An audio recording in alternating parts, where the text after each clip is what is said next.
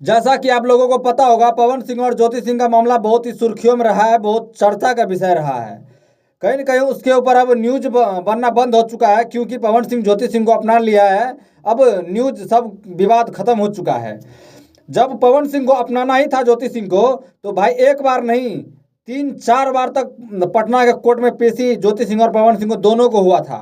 दोनों का जब अपनाना ही था तो एक बार में संभल जाते, चलो भाई मेरे से गलती हुआ, हम ज्योति सिंह को अपना लेते हैं, मेरा क्यों हम इतना समय बर्बाद करें। इतना बड़ा सुपरस्टार होकर 4-4 बार पेश हुआ कोर्ट में, ये सोचने वाली बात है। जब अपनाना ही था तो एक बार में पवन सिंह अपना सकते थे ज्योति सिंह को।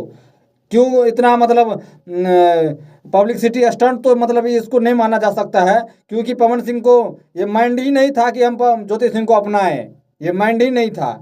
जब कहीं ना कहीं बीजेपी से जब पवन सिंह को टिकट मिलता है तो एकाएक क्या कहता है कि ज्योति सिंह को अपनाने का माइंड आ जाता है, ज्योति सिंह को अपनाने का फैसला ले लेता है पवन सिंह, और जो पवन ज्योति सिंह को अपना भी लेता है।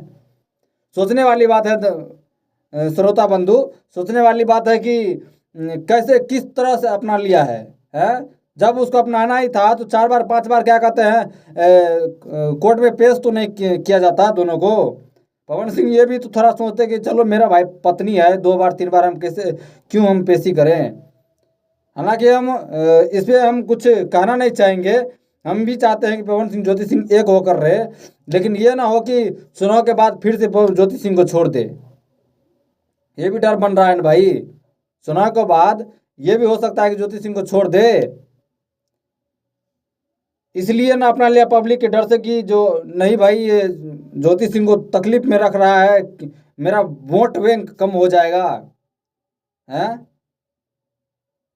पवन सिंह और ज्योति सिंह के मामला में दर्शक वृंद आप क्या सोचते हैं?